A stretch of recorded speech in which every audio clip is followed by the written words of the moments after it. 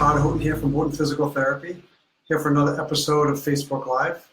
I want to say I'm really excited to be here again with you this week. And in honor of the Red Sox having a great start to their season, I figured I'd wear my Red Sox jersey tonight. The reason why I started doing the Facebook Live video 14 weeks ago is I wanted to have a bigger reach. I wanted to have a bigger reach in the community, and I wanted to be able to add more value to people. My passion is helping out as many people as I can in the world of physical therapy, and especially in the world of mindset. I can be reached at toddh@houghtonphysicaltherapy.com. You can private message me on Facebook as well, and I love to entertain as many questions as I can. So the topic for tonight, after we talked about last week, was getting to your big event. And I'm really excited to share with you some of my thoughts and ideas of how to recover from your big event. Hey, Shelly, how's it going? Hey, Deb, thanks again for joining in. So in order to recover from your big event, whether it's a 5K, whether it's a 10-miler marathon, obstacle course race, or just a long walk, there are some really important things that I want to go over with you. Like we talked about last week, we always need to know our what, our why, and our how. Very important. Hey, Jojo, how's it going? Thanks again for joining. Our what is knowing what our outcome or our result is. So in this case, we want to be able to have the best recovery that we can. So going forward, we'll be able to show up to the next race day, or we'll be able to compete at the same high level that we wanted to. The next thing is know the why, or know our purpose. Having a strong why is just as important as knowing what our outcome is going to be. If we have a strong why, it makes it easier to get to the what. The next thing is the how, which is the massive action. What massive action do we need to take to be able to get to the point where we can recover as quickly as possible with the least amount of injury as possible? Hey, Jermaine, thanks for tuning in. So one of the things that I wanted to go over, why is recovery so crucial? It affects your ability to do well in your next race or to your next event. It's also crucial for avoiding overtraining and overuse injuries, which is why you would have to see me or another physical therapist. So hopefully we can avoid you from actually coming to physical therapy. The next thing is also to address the mindset portion of returning, because anyone who has competed through an event, we'll call it an adrenaline dump, where you've been training really hard, and all of a sudden your body needs some time to recover, and that can really play some tricks on your mind. So I'm going to break it down to a couple different areas. The first part would be, what is the recovery for 0 to 24 hours? I'm going to talk about two different perspectives. How's it going, Trish? Thanks for joining. The first perspective is the body perspective. One of the things that we'll need to do is we're going to need to refuel with a high carb drink within 30 minutes or 45 minutes of the race. And then over the next 23 hours, we want to use a high protein muscle repair so we can repair all the muscles that we just broke down after having the big event. We want to wear compression clothing that's going to help to increase circulation. We want to rest. Runners like myself, runners, or athletes that compete in races, we find it difficult to shut everything off. And runners tend to run around doing other things because they're not supposed to be working on. Sleep, sleep, sleep. We need to get our rest. We need to let our body recover, because again, what is our outcome, our result? We want to be able to recover to get to the next event. I don't really recommend heat or ice, because I feel the studies show, just through my eyes, that they haven't shown any conclusive studies that heat or ice really helps. But that can be up to you. The second thing I want to talk about for the recovery in the first 24 hours is your mindset perspective. Something that we don't often do enough in life is we don't celebrate. We don't celebrate when we reach our goals, and that's why sometimes we reach a goal and you don't really feel so fulfilled. I know that I've done it before. So really, really important part is to be able to celebrate the things that go right, especially when you've completed such a big race day or event. So whoop it up, go out, enjoy your friends, listen to your favorite music, act like a kid, just do something fun out of the ordinary, because you do need to take a little bit of time off. So the next period of time we'll talk about is 24 to 72 hours. And we'll talk about two perspectives again. The first one is the body perspective. We need to get motion is lotion, so we want to restore normal. We want to restore the body through the normal repair process through just motion and light exercise. So one of the things that we really don't want to do is no running. Sometimes I need to be real specific with my patients that no running for the first 24 to 72 hours. I know this sounds kind of crazy, but people who are really addicted to exercise, they find it hard to do that because sometimes they can define them. So that's a big one. The next one would be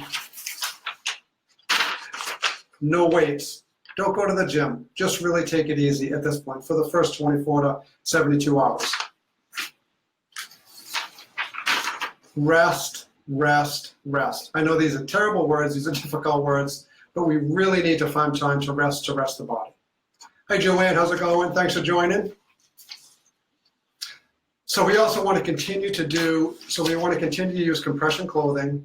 Again, no running, no aggressive exercise, no weightlifting.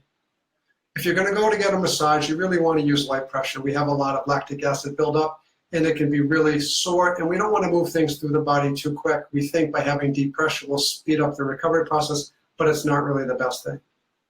We also don't really want to mask the recovery process, so I wouldn't be taking ibuprofen or Tylenol or any of those medications because we don't want to mask your recovery process, because a lot of times after an event or a big event, if you kind of mask the process, you get back too quick and it can set you back even more.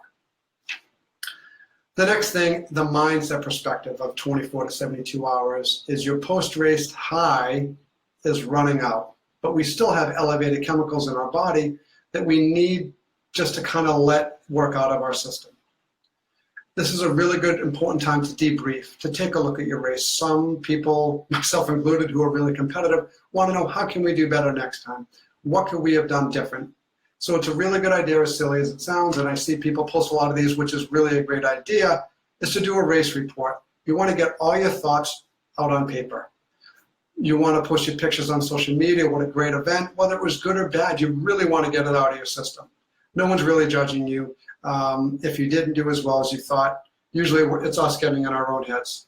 So it's important to fully process the event. I can't say how crucial this is, rather than trying to block out the negative thoughts and negative feelings that we all have. We want to, if we block out the negative feelings, we will internalize on a subconscious level that is kind of detrimental to going forward in the future.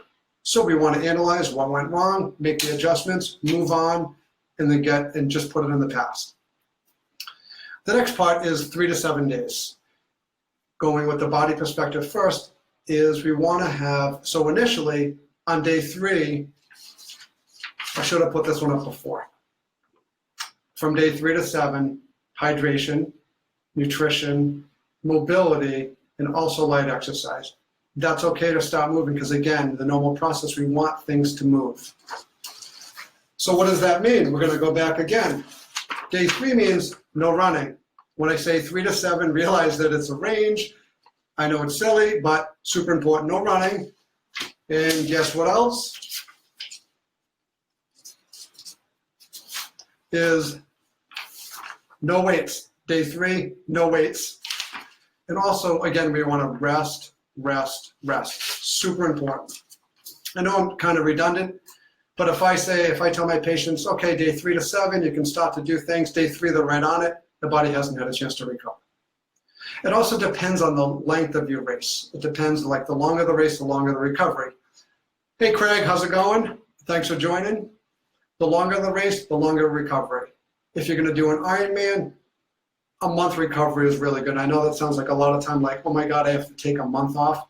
Very important. This is when the body starts to let itself down a little bit. And what happens is the build-up fatigue that's built up for so long that you've worked through for you getting ready for your race, your event, sets in. When the fatigue sets in, listen to your body. Rest. You just need to go with it. This is where we want to stick with light activity. Swimming, light walks, take your dog for a walk, go for a light hike. We want to let your body at this point start to return to normal hormonal balance, which is very, very important. Again, the next part of day 3 to 7 is the mind perspective. We're still stimulating, but the neurochemicals are starting to decline a little bit. So it's important. We cannot get a tough workout in. This is not an option. No tough workouts still at this point. This is when we want to start to get the body moving a little bit. Again, motion is lotion, which is it's going to help us move forward. This is a great time, again, for the mindset perspective too. You want to identify as an athlete. You want to look at your races. You want to plan the next event. And you want to start to set new goals. And again, the what, the why, the how that we talked about before, setting new goals. You want to really take a look.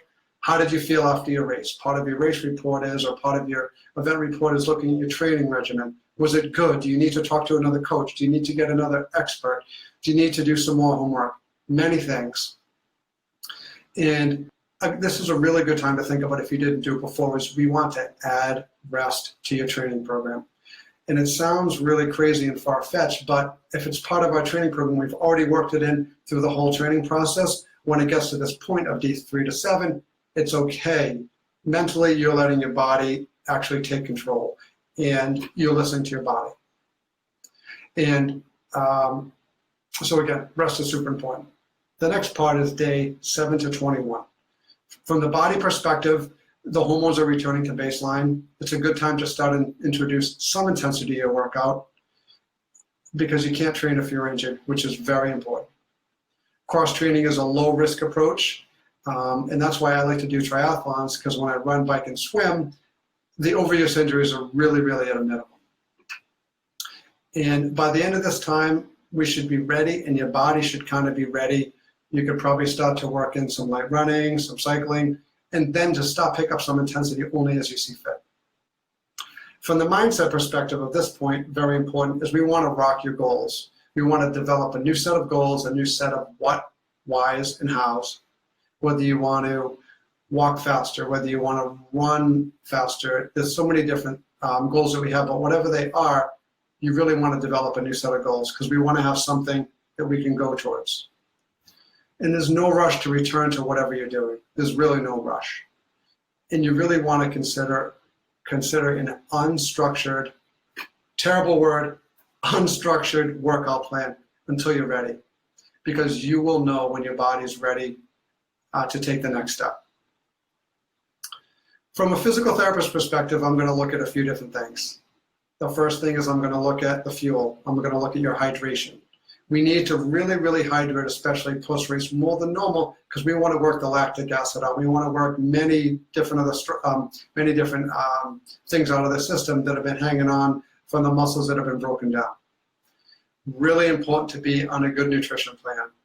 When we're on a good nutrition plan, it's going to be the same thing: the carbs, the fats, the proteins, and you really want to have good fuel recovery after the workout. In the strength training portion, I recommend focusing more on the mobility piece. You could do some light weights a few weeks out, some light weights just to get the body back in, as long as your body is well rested. For the mobility portion, daily foam rolling to the hips, the back, the quads, the thoracic spine, the lats, anything that's going to be applicable for you. And you can start to work in your all-important physical therapy exercises. Hi, Laura Marie. Thanks for joining in. Your all-important physical therapy exercises, you can do those pretty much year-round, but again, only if your body feels right after your race. And so again, my favorite portion is the mindset, how to reach your goal. So some things to think about. So you want to create a winning mindset. You want to work on your mindset fitness. We want to get in a good state. We want to be in a good state even when you're recovering, because if you're not in a good state, you're not really going to make the best choices. We always will receive our musts, so make this a must part, especially if you have a vision of where you want to go in the future. So this needs to be a must and not a should. And again, you're a role model for your friends and your family. If your friends or your family see that you're racing and you're making smart decisions, they're likely going to follow what you do. Only a 1 to 2% chance to change to reach your goals or to increase your performance. Not a lot. Hopefully that was helpful. So we have a couple questions. If anyone wants to write in too, we can take some questions from anyone who's watching right now. The first question of the night is, I want to get a deep tissue massage after my Spartan race. Is that a good idea?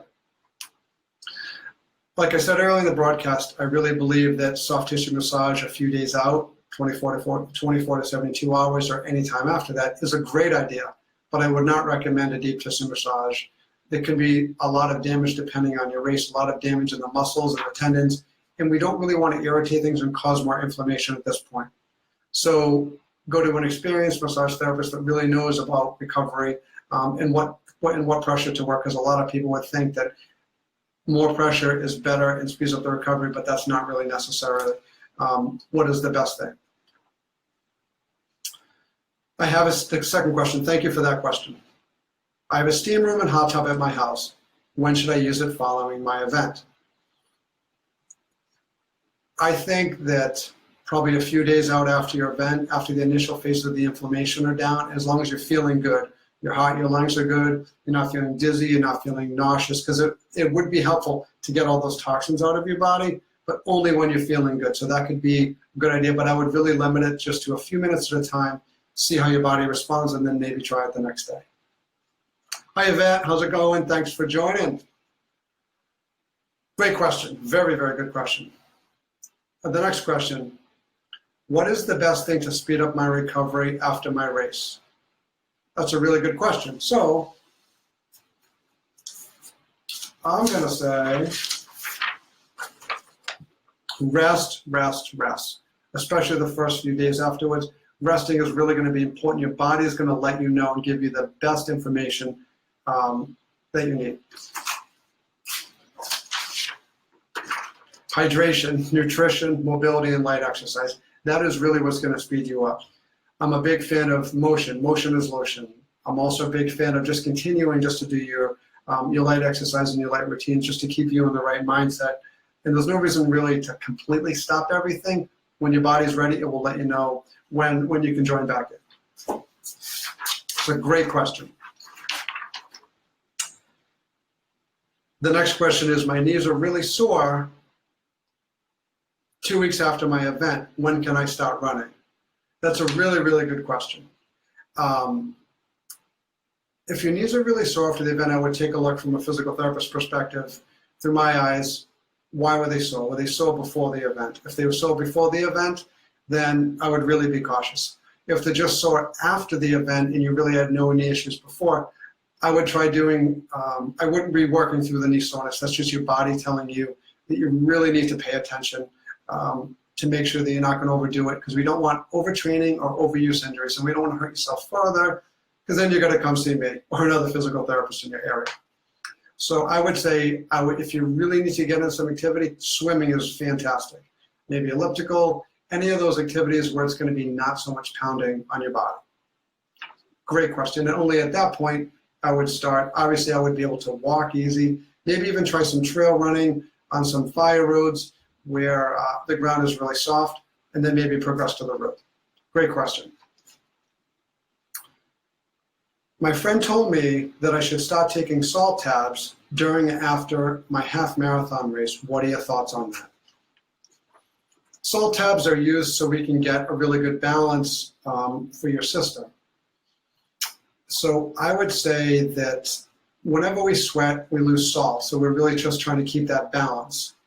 The problem with that is I myself only use them for more endurance events. If I'm doing a race every hour, I might take a salt tab, depending on a few different factors, depending on the weather. If it's really humid, the sun's out, and I'm sweating a lot, then that might be something I might up my salt intake. Also, obviously, hydration is the most important thing anyway. Hi, Lana. That's my most important thing, is to be hydrated. We can also hydrate too much, and if we have too much water and not enough salt intake, then that could also really be dangerous as well. So my thought is that I would train with it, because we don't want to change anything race day, and we really don't want to change anything during the race or after the race if you haven't done it before. So that's why during the whole training plan that you're doing, I would start to implement. If you want to try the salt, I would implement that and see how well it goes for you. Next question, my legs are really tight after a race. Should I be stretching my hamstrings and my calves? Fantastic question. Through my eyes, I really believe in the mobility portion. I really believe in the foam rolling. I really believe in the stick to work out some of the lactic acid. Because when the lactic acid stays built up, it just kind of hangs around in your system, and it can definitely it can definitely cause some problems with performance and getting back to your normal routine. Just the latent muscle soreness, the latent achiness, that just really might not feel that great. I believe that most tight muscles are holding on for dear life for a reason. So I believe that we need to make sure we've activated the right muscles, like the glute muscles, and the hamstring should just kind of relax. If you have hip issues or tight hips, working the low back and the glutes, usually if you're getting the right muscles to work, the right muscles can be flexible, and it just really helps with the flexibility, and you're going to see a dramatic difference right away. That's just through my eyes. But I really believe in the foam rolling. I really believe in soft tissue. I really believe in massage, acupuncture. All those things are really good. I'm just not really a big fan of stretching. I do stretch out hip flexors occasionally, and I do stretch out calves, maybe some upper back muscles, but I really don't spend a lot of time stretching. The next question, that was a really great question. The next question is, I want to run 5K back-to-back on back-to-back weekends. How do you suggest that I run those races? I really feel that back-to-back races can really be maybe a setup for some type of injury. That depends on your intensity. I would pick, usually what we try and do through the racing season is you want to pick a few A races. A races would be the ones that you're really going to go all out in, and then set your training plan accordingly. So I would pick, if you have 2 races back to back, maybe use one for a training run, knowing you're not going to go all out, and then pick the one that you really want to go all out in, and I would really focus on that. So for me, I don't like to do back-to-back weekends for races because I think it could just be a lot of toll on the body, overtraining, overuse injuries, and I don't want people to get hurt. The next question is swimming a good recovery after any activity, and when can I start that? That is an awesome question. I would say you could start that anywhere, depending on your race. If it's an Ironman, I would take a month off. But if it's a 5K, a little sore, I don't see any reason why you can't do that 3 to 7 days out. Again, maybe walking in the water. There's many different swimming drills that you could do, just swimming laps. There's many different things you can do in the pool, but I think the swimming is a fantastic way just to get the body moving, and with the buoyancy, it'll definitely take a lot of pressure off the body. The next question, great question, thank you. I have a headache after every race, especially endurance races. What should I be paying attention to? So I would really pay attention to a few things. I would ask you, do you have headaches before the race? Do you have headaches? I know you said you just had them race day, after every race, and especially endurance races.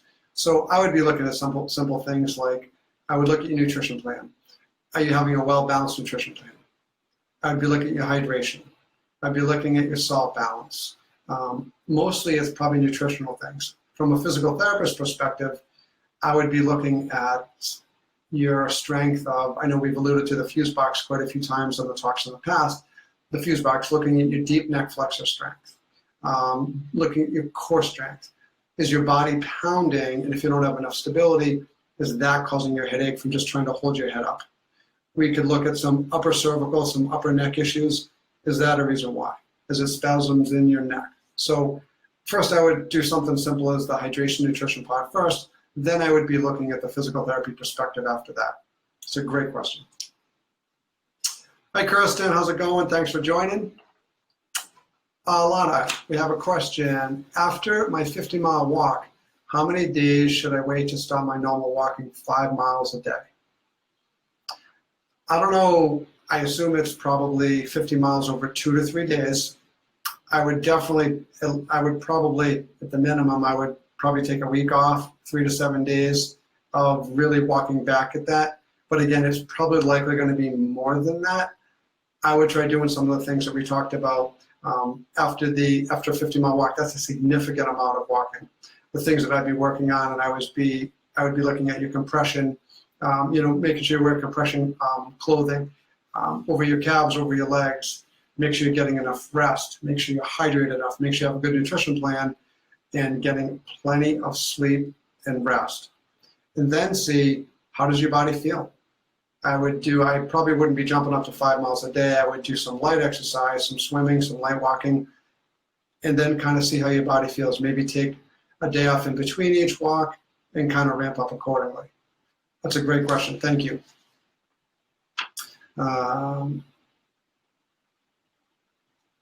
Great. So those are the questions that we have. I appreciate everybody tuning in. I hope this was helpful for you.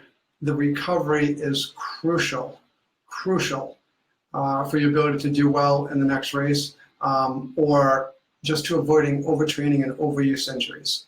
Very, very important. Hi, Renee. How's it going? Thanks for tuning in. And again, I think one of the really important pieces is to break it down into your body perspective. What do we need to do? In the mindset perspective. Crucial for all the different phases of recovery. So if you can do all these things, or some of them, or most of them, ideally, you can avoid coming to see me in physical therapy for an issue. But most importantly, you will be ready to win the day of recovery. So I'm looking forward to seeing you guys next week. Thanks again for tuning in. I can be reached at todd@HoughtonPhysicalTherapy.com. Have a great night.